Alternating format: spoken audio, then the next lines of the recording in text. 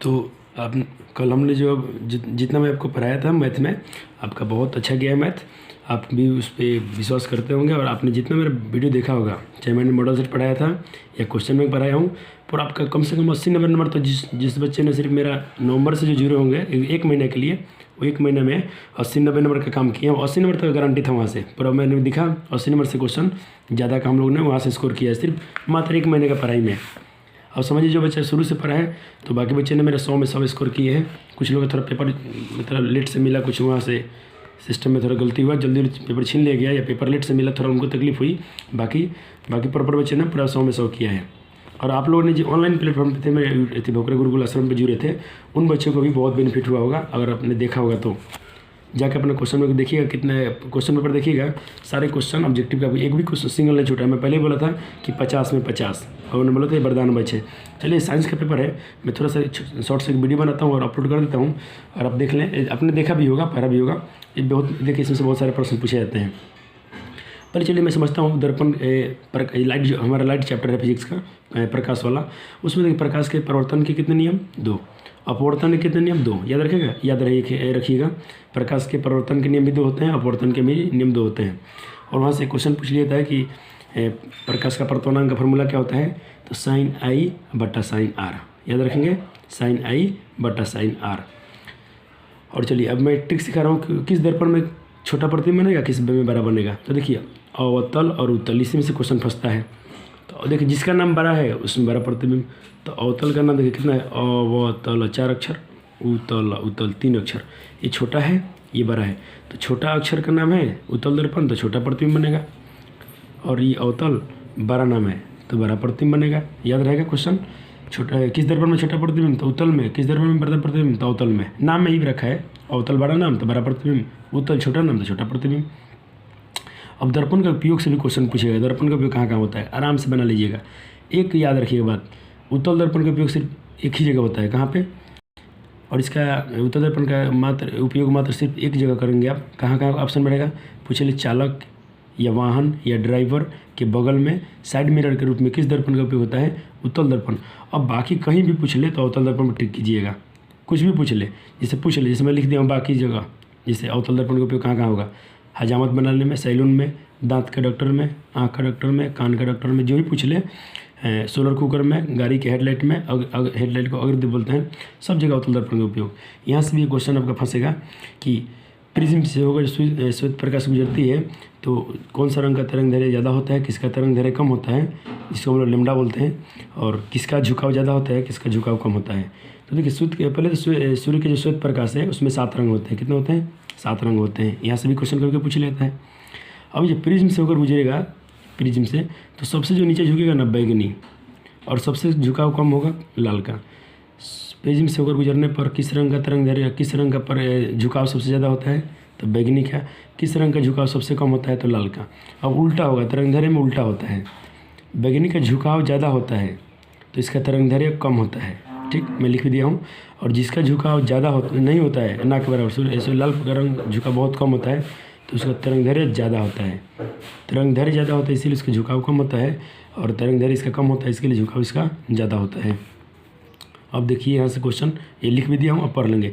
प्रकाश के परिवर्तन के 2 नियम, अपवर्तन के भी 2 नियम होते हैं। यहाँ से भी क्वेश्चन करके पूछ लेता है आपसे। और एक क्वेश्चन ये भी रहता है एग्जाम में फिजिक्स में कि सरल सघन माध्यम से विरल माध्यम में जाने पर जो प्रकाश किरण है लंब से दूर हटती है, लंब के निकट आ जाती है।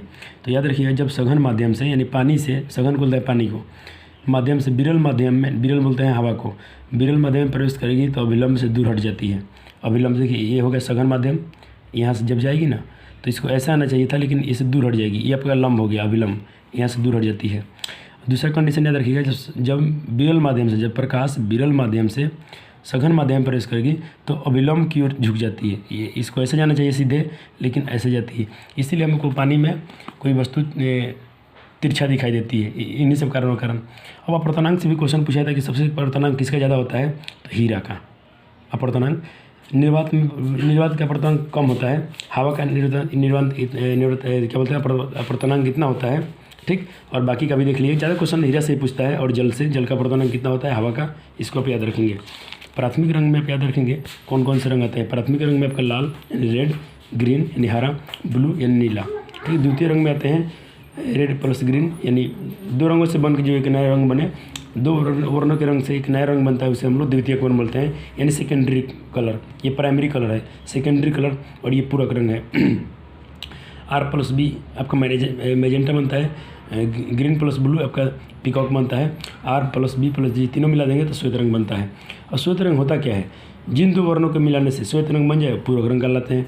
जैसे लाल में आपको हरा मिलाएंगे तो आपका वाइट बन जाएगा, श्वेत, वाइट मतलब उजला।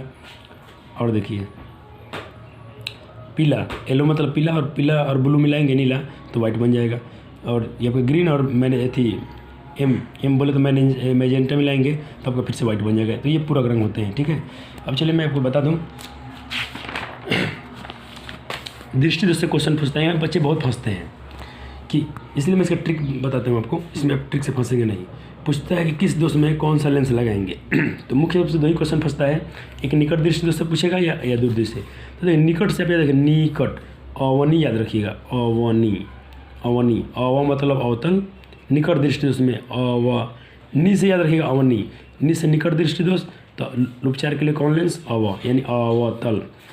दूर दृष्टि दोष से पूछेगा कौन सा लेंस, तो उर्दू, दूर से हो गया दूर, लेंस कौन सा लगेगा तो उत्तल।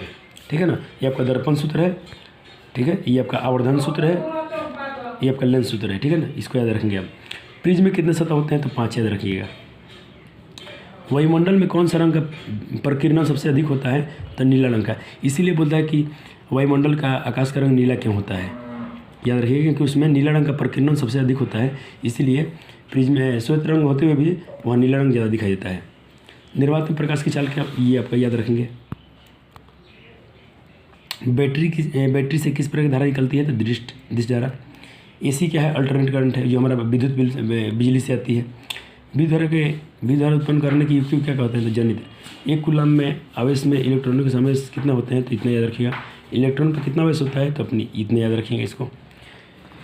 अब देखिए विद्युत धारा का प्रबलता का ऐसे मात्रक क्या होता है, एम्पियर होता है। प्रतिरोध का ऐसे मात्रक ओम होता है। विभवांतर का ऐसे मात्रक वोल्ट होता है। ओम का सूत्र क्या होता है, V बराबर IR। अगर क्वेश्चन पूछ ले धारा का सूत्र क्या होता है, धारा का, किसी भी धारा का, कुंडली का धारा, बिजली, किसी भी धारा का सूत्र पूछ ले, इलेक्ट्रिक I से V/R याद रखिए। क्यों होता है ऐसा, ये R गुना में है तो भाग में चला जाता है। अब R का पूछ ले सूत्र, यानी प्रतिरोध का सूत्र क्या होता है, तो आपका V ऊपर, ये R आपके I भाग में चला जाता है। और मैं आपको कुछ केमिस्ट्री में बता दूँ थोड़ा सा। कल मैंने एक वीडियो डाला था ये अपना लाइव, तो पता नहीं आप लोग को वीडियो पहुंचा था कि नहीं पहुंचा था। मैं खुद अपने दूसरे मोबाइल में इसको सर्च कर रहा था तो ये ऑप्शन जा नहीं रहा था, तो इसलिए मैं सोचता हूँ कि फिर से वीडियो बना दूँ। अब थोड़ा केमिस्ट्री में आते हैं। तो केमिस्ट्री में आपका क्या होता है, ये आपका ये अपचयन उपचयन से ऑप्शन फंसता है, वहाँ बच्चे कन्फ्यूज होते हैं, अपचयन और एक उपचयन। ठीक है ना, अपचयन अभिक्रिया में, उपचयन अभिक्रिया में आपको थोड़ा सा कन्फ्यूजन होता है। ठीक है, ऐसे साइंस बहुत लंबा लेक्चर होता है। मैंने इस बार समय कम था इसलिए मैं नहीं बताया हूँ, लेकिन कल कुछ बच्चे बोल रहे थे सर थोड़ा केमिस्ट्री में कुछ, साइंस के लिए कुछ कीजिएगा। देखिए अपचयन को क्या बोलते हैं, अपचयन से याद रखिएगा अ में पहले अ आता है, उ। तो ABCD में ये ABCD में पहले क्या आता है, यहाँ सवाल फंसता है हाइड्रोजन और ऑक्सीजन के लिए। ठीक है ना, तो ABCD में पहले क्या आता है, H, लास्ट में O क्या आता है, बाद में आता है। तो देखिए जिसमें, अब यहाँ से फंस गया आपका, जिसमें ऑक्सीजन का योग होगा, ओ से ऑक्सीजन, जिसमें ऑक्सीजन का योग होगा वो उपचयन अभिक्रिया हो जाएगी। क्या हो जाएगा, उपचयन अभिक्रिया हो जाएगी। जिस H मतलब हाइड्रोजन, जिसमें हाइड्रोजन का योग होगा, जिस अभिक्रिया में हाइड्रोजन का योग होगा उसमें, उसको क्या बोलते हैं, अपचयन अभिक्रिया। क्या बोलेंगे, अपचयन, याद रहेगा, अपचयन अभिक्रिया। जिसमें हाइड्रोजन का योग हो जाए अपचयन, और जिसमें ऑक्सीजन का योग हो जाए उसको उपचयन। अब यहाँ सवाल फंसेगा आपके लिए, ऑक्सीजन का योग हो जाए, देखिए हाइड्रोजन का योग हो जाए या ऑक्सीजन का ह्रास हो जाए तो अपचयन अभिक्रिया। ऑक्सीजन का योग हो जाए या हाइड्रोजन का ह्रास हो जाए उसको उपचयन अभिक्रिया। अब देखिए पीएच, आपका पीएच स्केल से क्वेश्चन पूछा जाएगा, पीएच मान से किसका पीएच मान कितना होता है, यहाँ से भी क्वेश्चन फंस जाता है। देखिए 7 में लिखता हूँ, पीएच स्केल में 7 में होता है आपका उदासीन। 7 में किस उदासीन विलयन का पीएच मान कितना होता है, 7। और 7 से जितना भी कम होगा ये सब अम्ल होंगे। क्या होंगे, अम्ल। 7 से अधिक में क्या हो जाएगा, क्षार। ठीक, 7 से अधिक में क्या हो जाएगा, क्षार। अब अम्ल क्या करता है, कौन, यहाँ से भी क्वेश्चन पता है, कौन किसको नीला करता है, अम्ल नीला लिटमस को लाल कौन करता है, और लाल लिटमस को नीला कौन करते हैं। यहाँ से बच्चे कन्फ्यूज होते हैं। बहुत शानदार ट्रिक है इसके लिए, याद रखिएगा अनीला, क्या याद रखिएगा अनीला। अब देखिए नी से होता है नीला, नी से नीला, ला से लाल। और कोई विलयन लिटमस को नीला से लाल कर दे वो क्या होगा, अ से अम्ल, क्या होगा अम्ल। क्षार में याद रखिएगा, क्षार में याद रखेंगे आप, ये उल्टा करेगा अब, लाल यहाँ देखिए नीला से लाल हुआ तो अम्ल हो गया अब ना। अब इसको उल्टा याद रखिएगा, लाल से नीला, लाल लाल से, बेटा चुप रहो, लाल से नीला हो जाएगा क्षार, क्या होगा क्षार, यानी इसको हम लोग बेस बोलते हैं। ये हमारा एसिड होता है, एसिड, ठीक है ना। तो अम्ल नीला से लाल करता है और ये क्षार से नीला करता है। अब यहाँ पूछेगा अम्ल का पीएच मान कितना होता है, कोई बोलेगा कोई विलयन लिटमस को नीला से लाल कर दिया है, कोई विलयन लिटमस को नीले लिटमस को लाल में बदल दिया है, उसका पीएच मान संभवतः कितना हो सकता है। तो आपका ऑप्शन में 0 से लेकर 7 के अंदर में रहेगा, ठीक है। ऐसे क्वेश्चन पूछेगा कोई विलयन लाल लिटमस को लाल से नीला कर दिया है, लाल लिटमस को नीले रंग में बदल दिया है, उसका विलयन कैसा होगा, तो क्षारीय विलयन होगा, उसका पीएच मान 7 से अधिक होता है। तो 0 से लेके 6.9 तक अम्ल हो गया और 7.1 से लेके 14 तक आपका क्या होगा, क्षार हो गया, ठीक है ना। अब चलिए मैं थोड़ा सा बता दूँ आपको और बात, समय तो अभी हमें वीडियो अपलोड करना है, क्लासेस भी है ऑफलाइन अभी, लेकिन मैं आपके लिए बहुत ज़बरदस्त इस बार लाऊंगा। 2023 का सेशन बहुत मजा आएगा। जो भी बच्चे को थोड़ा मैथ में डर लगता हो या कोई विषय में, आप आइएगा हमारे पास जरूर ऑफलाइन क्लासेस में। गरीब छात्रों के लिए यहाँ फ्री एजुकेशन है, आप गरीब छात्र हैं तो जरूर आइएगा हमारे कोचिंग में, आपको फ्री एजुकेशन प्रोवाइड की जाएगी, आपसे बिल्कुल शुल्क लिया नहीं जाएगा, चाहे आप छात्र हों या छात्र हों, दोनों के लिए समान। अब चलिए मैं आपको बता दूं थोड़ा सा क्वेश्चन, ये क्या बोलते हैं प्रिडिक्टेबल से क्वेश्चन पूछा जाएगा आपसे आधुनिक आवर्त सारणी से। पहले आप एक क्वेश्चन आपसे पूछेगा कौन अधिक अभिक्रियाशील धातु है, कौन कम अभिक्रियाशील धातु है। यहाँ से केमिस्ट्री में से क्वेश्चन पूछा जाएगा। तो आप क्या कीजिएगा, केमिस्ट्री के लिए आप एक ट्रिक याद रखिएगा, कान्हा कार, रुक जाता हूँ, मांगे अल्टो जैन फेरारी प्रभु हाय,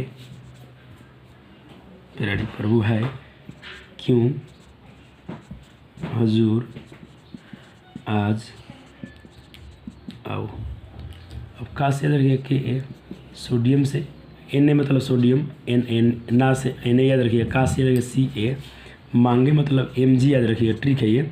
अल्टो से याद रखिएगा ए ल एल अल्टो, जेन से याद रखिएगा जेड एन, और फेरारी से याद रखिएगा एफ ई यानी फेरस, प्रभु से याद रखिएगा पी बी, हाई मतलब हाइड्रोजन, क्यों से याद रखिएगा सी यू से क्यों, हजूर मतलब एच जी, और आज मतलब ए जी, आओ मतलब ए यू। देखिए अब ए यू का प्रतीक होता है सोना का होता है, गोल्ड का, सोना का प्रतीक ए यू, परमाणु संख्या इसका 79, ए जी चांदी 47, एच जी मतलब मरकरी होता है, कॉपर होता है, हाइड्रोजन, पी बी मतलब लेड सीसा, और ये आपका लोहा, जेड से जिंक यानी जस्ता, एल्युमिनियम, मैग्नीशियम, कैल्शियम, सोडियम, और ये पोटेशियम। सिर्फ के लिखिए कान्हा से के। तो किसका कौन अभिक्रियाशील धातु है, तो आप याद रखिए सबसे अधिक अभिक्रियाशील धातु कौन होता है, तो सोडियम। कौन जो सबसे ऊपर है वो सबसे अभिक्रियाशील है, और सबसे कम अभिक्रियाशील धातु कौन है, ये आपका ये आओ से ये आपका सोना हो गया। तो सोना सबसे कम अभिक्रियाशील धातु है। सर्वश्रेष्ठ चालक में क्या पूछेगा, चांदी, ठीक। अब इनमें से इस ट्रिक को लिखिएगा, जो पूछेगा मान लीजिए ऐसा क्वेश्चन पूछ दे, निम्न में कौन सबसे अभिक्रियाशील धातु है, ये चारों में, तो सबसे ऊपर कौन है, के यानी पोटेशियम बोल दीजिएगा। और इनमें से पूछ ली ये चारों में से सबसे अभिक्रियाशील धातु कौन है, तो सोडियम हो जाएगा। अब चाकू से काटे जाने वाला धातु भी सोडियम होता है, और चाकू से आसानी से काटे जाने वाला धातु भी पोटेशियम होता है, ठीक है ना। चलिए मैं थोड़ा सा क्लासेस से अभी ऑफलाइन में ज़्यादा नहीं कर पाऊंगा, थोड़ा सा डेमो देना था आपके लिए। आपका दिन बहुत बेहतर जाएगा, आपका एग्जाम अच्छा जाएगा, सिर्फ आप क्वेश्चन बैंक पढ़ के आए होंगे। मैं कल ही आपको बोल दिया था, आपके ये बहुत दिन से बोल रहा हूँ, आप क्वेश्चन बैंक करके गए होंगे, आपका सिंगल क्वेश्चन नहीं छूटेगा, आप धैर्य बना के रखिएगा, आपका एग्जाम बहुत मजा जाएगा। थैंक यू, धन्यवाद, लव यू सो मच। माँ सरस्वती का प्यार आपका खूब बना रहे, और आप दिल लगा के पढ़ते रहिएगा, और आपको डरना नहीं एग्जाम से, ठीक है ना, नकल करने की कोई ज़रूरत नहीं है। थैंक यू, धन्यवाद।